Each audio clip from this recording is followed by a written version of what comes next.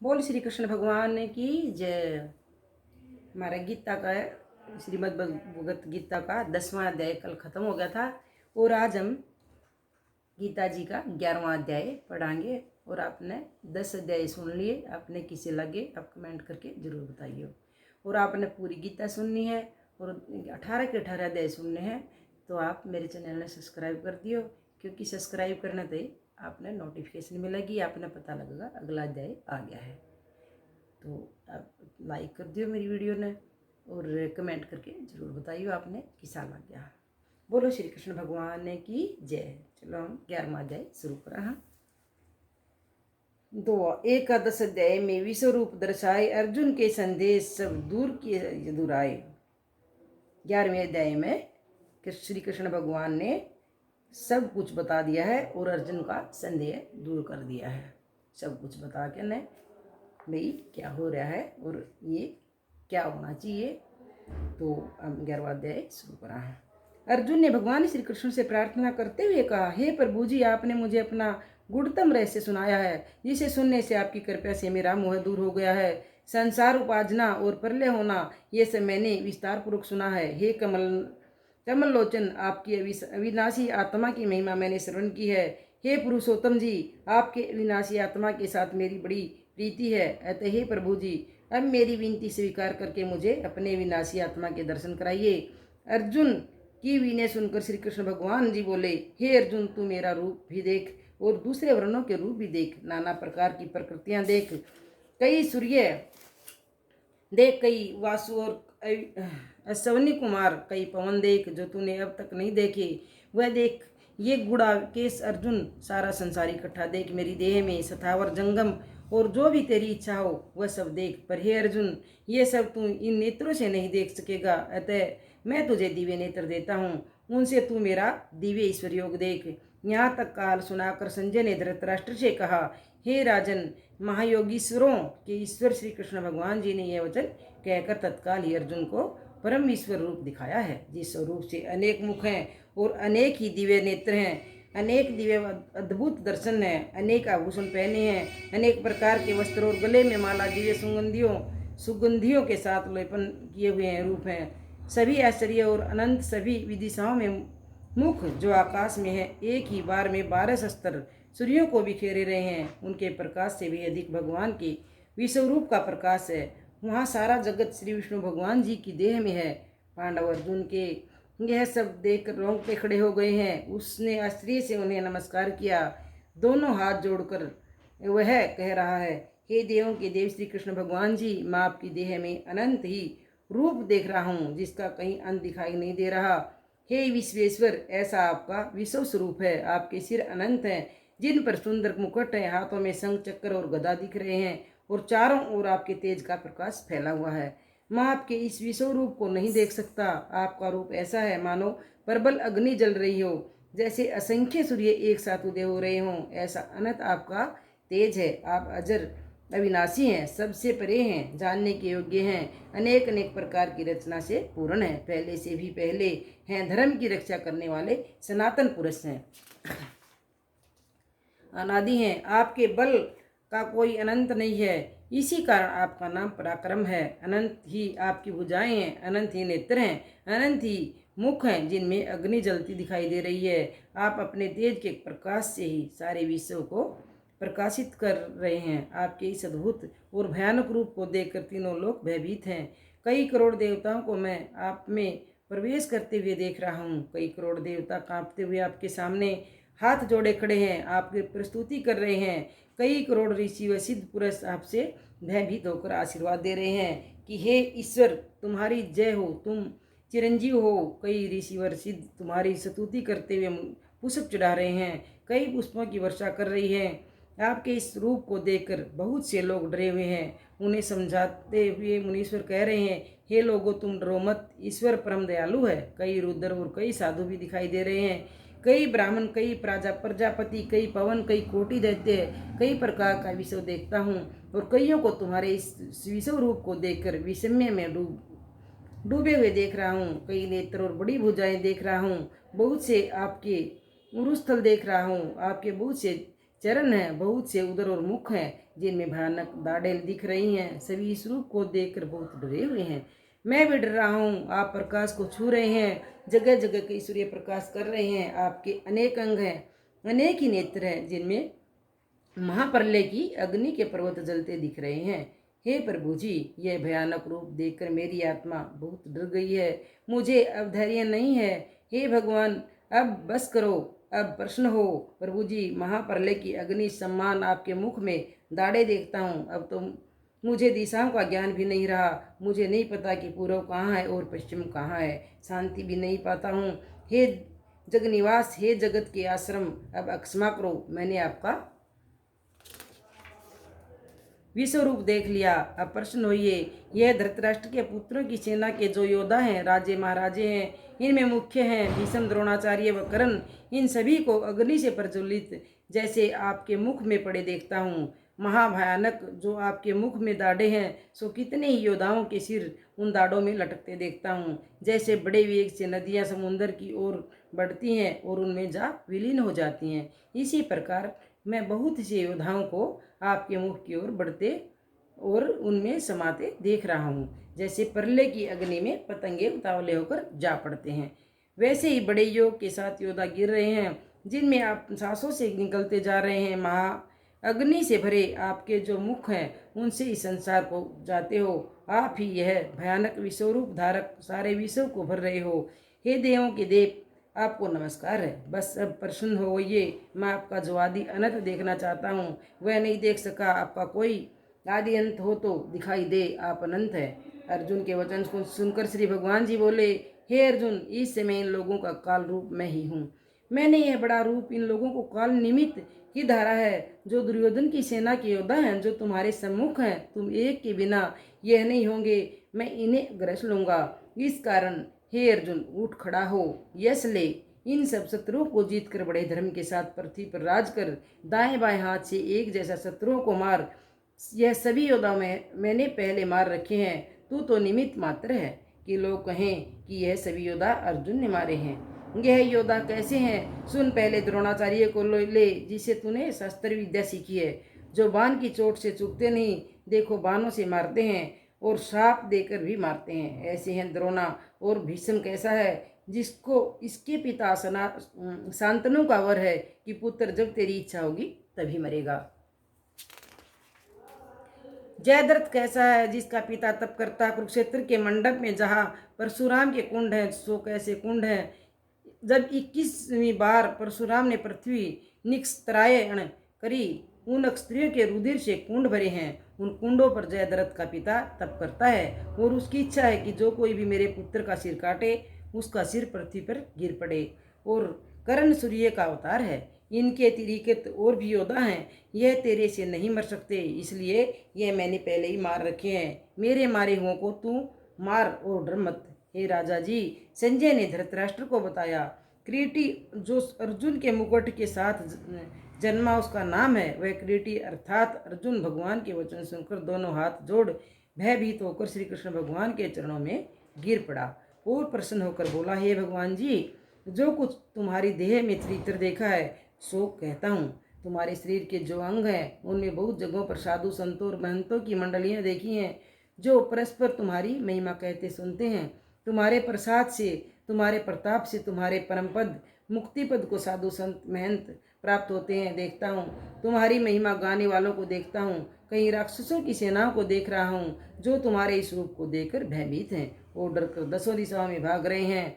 कई करोड़ साधु तुम्हें नमस्कार कर रहे हैं। हे बड़ों से भी बड़े, तुम्हें क्यों न नमस्कार करें। तुम्हें अवश्य ही नमस्कार करना चाहिए, क्योंकि तुम तो इस संसार के रचने वाला ब्रह्मा के भी कर्ता हो, अनंत हो, सब देवताओं से भी पहले हो, प्रभु को हो, इसी से सब देवता तुम्हारे किए हुए हैं। यह सारा जगत तुमसे बसता है, इस कारण से तुम जग निवास हो, अविनाशी हो, देह से परे हो, तुम देवताओं के आदि हो, अनेक प्रकार के विश्व सात पूर्ण हो, इसी से विश्वधीन हो, वेदों में जानने योग्य हो। तुम्हारा धाम ग्रह और तेज सबसे प्रिय है, इस कारण से तुम परम धाम हो, अनंत प्रकार हो। अन प्रकार के संसार के कर्ता हो। हे प्रभु जी, विभूति भी तुम हो, चंद्रमा भी तुम हो, प्रजा के पति पिता माता दादा परदादा भी तुम हो। प्रभु जी, तुम्हारे एक एक रूप में मेरा सौ बार नमस्कार है, बार बार नमस्कार। हे महाप्रभु जी, तुम्हें नमस्कार, तुम्हारे मुख को नमस्कार, तुम्हारी पीठ को नमस्कार, तुम्हारे तले ऊपर को नमस्कार, तुम्हें सब ओर से नमस्कार। तुम्हारे बल वीर्य और पराक्रम का भी अनंत नहीं है, तुम सबके भीतर हो। हे प्रभु जी, मैंने अपना सखा जानकर कहने और न कहने योग्य वचन कहे हैं। कैसे वचन है कि हे कृष्ण मेरा रथ ले जाओ, हे देव मेरा अमुक कार्य करो, हे सखे मेरी अमुक टहल कर, इत्यादि जो मैंने आपकी अवज्ञा करी है। हे प्रभु जी, मैंने आपको पहचाना न था कि तुम ऐसे हो, मैं तुम्हारी महिमा को जानने को सावधान था, अचेत था। हे प्रभु जी, जो कुछ मैंने आपकी अवज्ञा की है और आपके साथ मार्ग में चला हूँ, आपके साथ बराबर सैया पर शयन किया है, आपके सम्मान एक आसन पर बैठा हूँ। हे अच्युत अविनाशी पुरुष जी, मेरा अवज्ञा क्षमा करो। प्रभु जी, तुम्हारी महिमा अप्रेमेय अप्रमाण है, लेखे से परे है, इस कारण से हे अप्रेमेय प्रभु जी, स्थावर जो अपनी जगह से न हिले, वृक्ष पर्वत आदि तरण घास जैसे हो, जंगम जो चरणों से चलते हैं, इन सबके पिता हो तुम, सबके पुण्य हो और सबके गुरु हो। तुम्हारे समान कोई नहीं, इसी से तुम सबसे अधिक हो। तीनों लोकों में तुम्हारे समान कोई नहीं है, इसी से तुम ईश्वर हो। हे ईश्वर, तुम हर प्रकार से स्तुति करने योग्य हो। मुझ पर दया कृपया करो, जैसे पिता पुत्र का अपराध क्षमा करता है, जैसे पति अपनी पतिव्रता स्त्री का अपराध क्षमा करता है, इसी प्रकार मुझे भी क्षमा करो। हे प्रभु जी, ऐसा तुम्हारा रूप मैंने पहले कभी नहीं देखा, सो इस स्वरूप को देखकर मुझे डर लगता है। हे जगनिवास, हे देव, अब क्षमा करो, प्रसन्न होकर वही दिव्य रूप दिखाओ। मेरी इच्छा वही स्वरूप देखने की है। परम सुंदर और चिकने घुंघराले के शोभा पा रहे हैं, पीताम्बर धारण किया हुआ है और कंठ से वनमाला विराजे हुए है। एक हाथ में कमोद की गदा, एक हाथ में शंख सुदर्शन चक्र है, एक हाथ में मेरे रथ हैं। घोड़ों की बाग, एक हाथ में चाबुक एक है, विश्व स्वरूप शस्त्र बाहो। अब मुझे वही अपना चतुर्भुज रूप दिखाओ। अर्जुन की ऐसी अन्य विनय सुनकर श्री भगवान जी बोले, हे अर्जुन, यही विश्व स्वरूप तुम्हें मैंने प्रश्न होकर दिखाया है कि यह कैसा है। आपने आत्मा का दर्शन मैंने तुम्हें दिखाया है, यह सबसे परे है, अनंत है, जिसका अनंत नहीं, ऐसा परम ईश्वर रूप मैंने तुम्हें दिखाया है। यदि कोई चारों वेद भी पढ़े तब भी इस रूप को नहीं देख सकता। तीर्थों के करने से, अनेक तपस्या करने से भी यह दर्शन दुर्लभ नहीं है। हे करुणावंशियों, मैं श्रेष्ठ अर्जुन, तीनों लोकों में कोई नहीं है जो मेरे ऐसे दर्शन पास के, यह मैंने केवल तुम्हें दिखाया है, इसी और किसी ने नहीं देखा। ऐसे दर्शन पास के, यह मैंने केवल तुझे दिखाया है, इसी और किसी ने नहीं देखा। सो हे अर्जुन, भय को त्याग, डर कर तू जो मूड सा हो रहा है, इस डर को त्याग, अभय हो, मन से मेरे साथ प्रीतिवान हो, फिर वही मेरा पहले वाला रूप देखो। संजय ने धृतराष्ट्र से कहा, हे महाराज, श्री कृष्ण भगवान अर्जुन को यह वचन कहकर फिर वह सखा रूप दिखा रहे हैं, जो सत स्वरूप था वही रूप अर्जुन को दिखा, जिससे उसका भय दूर हो गया। फिर अर्जुन बोला, हे जनार्दन, हे भगवान, मैंने जो यह आपका स्वरूप देखा यह अति दुर्लभ है। तब श्री कृष्ण भगवान बोले, हे अर्जुन, मेरा यह रूप देखना देवताओं के लिए भी दुर्लभ है, जो रूप तुझे मैंने दिखाया है। देवता मेरे इस रूप को देखने की बड़ी इच्छा करते हैं, यह वेद पाठियों के लिए भी दुर्लभ है। हे अर्जुन, वेद के पढ़ने से भी मैं नहीं पाया जाता और न ही तपस्या से पाया जाता हूँ, न ही ये करने से पाया जाता हूँ। हे अर्जुन, अनेक प्रकार के जो धर्म हैं उनमें भी कुछ पाना कठिन है। जैसे तूने मुझे पाया है वैसे किसी ने नहीं पाया, क्योंकि तू मेरा अनन्य भगत है, मेरे बिना तू किसी का भजन नहीं करता, इसी कारण तूने मेरा यह रूप देखा है, इन नेत्रों से भी, ज्ञान नेत्रों से भी। तब अर्जुन उपमा करी, प्रसन्न हुए महाराज, प्रथम रूप प्रकट कियो, मित्र के काज क्यों, मित्र के काज कहा। अर्जुन समझाई, लड़ो धर्म के हेत, सुनो तुम मन चित लाई, यह दुर्गम स्वरूप मैंने तुमको दिखलाया, देव धनुज वाछा करे नहीं दर्शन पाया, यज्ञ तप और दान किए से कोई नहीं पाए दर्श, ऐसे मिल जाए तो भक्ति में चित लाए। जब श्री कृष्ण भगवान अर्जुन को बता रहे हैं भी जो रूप मैंने तेरे को दिखाया है, जो संत मुनि महात्मा जितने तप योग कर लें जब भी ये रूप नहीं देख सकते, लेकिन मैंने तेरे को ये रूप दिखाया है, तू मेरा मित्र है और तू मेरा सबसे बड़ा भगत है, क्योंकि तू मेरे बिना और किसी का भी सुमिरन नहीं करता है।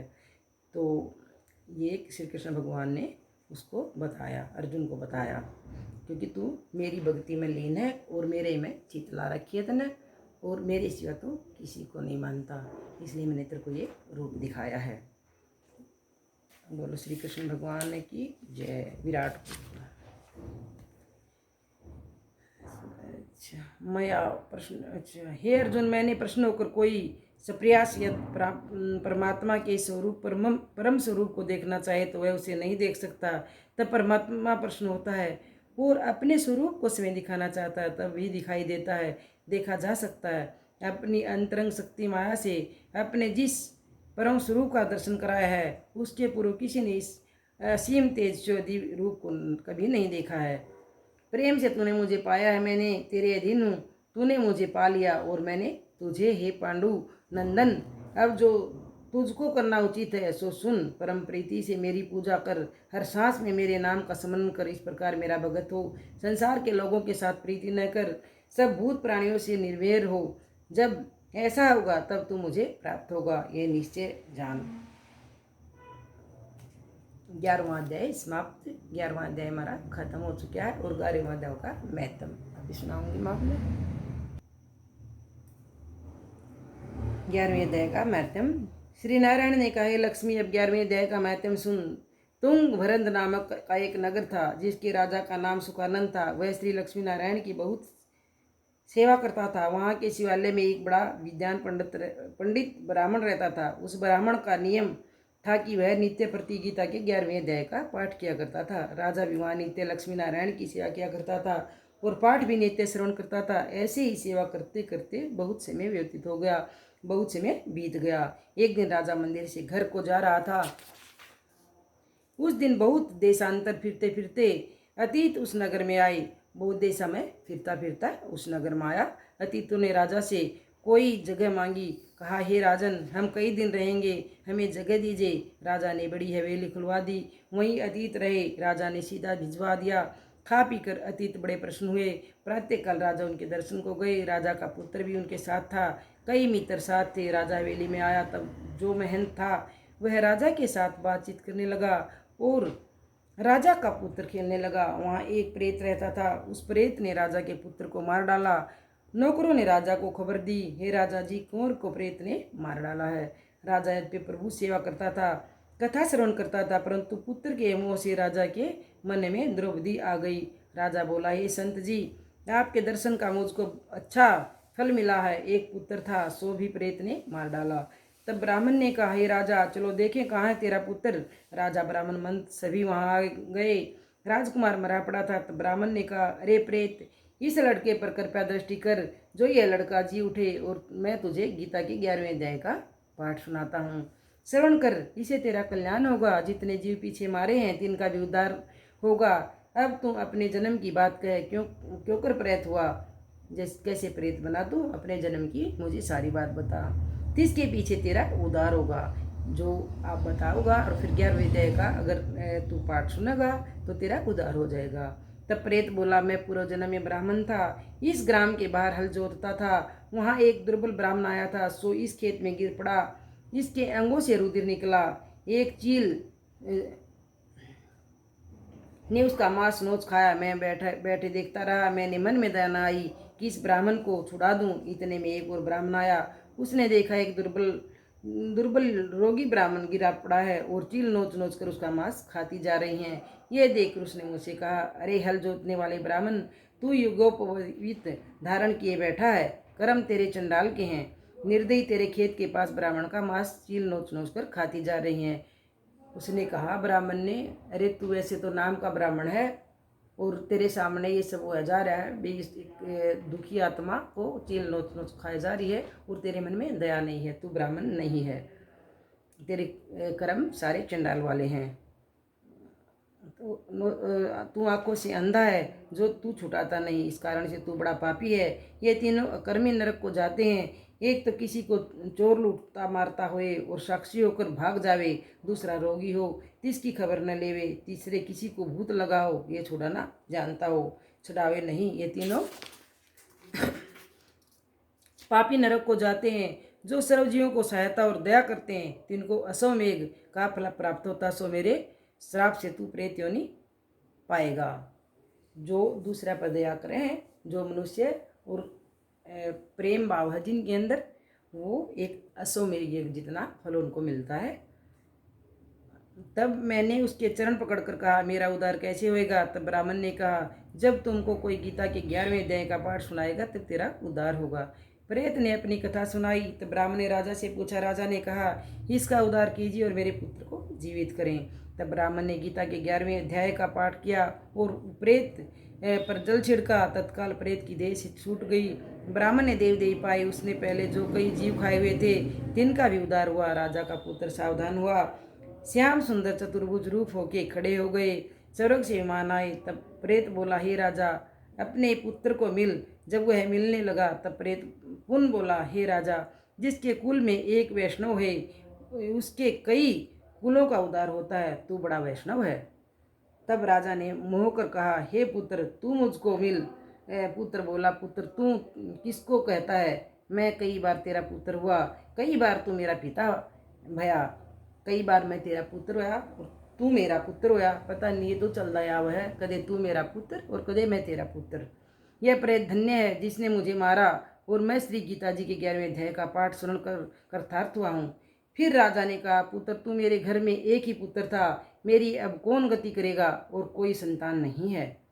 तब पुत्र ने कहा, हे राजा, जिस कुल में एक वैष्णव होए उसका उद्धार होता है। पिता, तू चिंता न कर, अब मैं नारायण जी के प्रायण हुआ हूँ और अब मैं श्री नारायण जी के दर्शन करूँगा, तब तेरे कुल का उद्धार होगा, 21 कुल तेरे सुधरेंगे।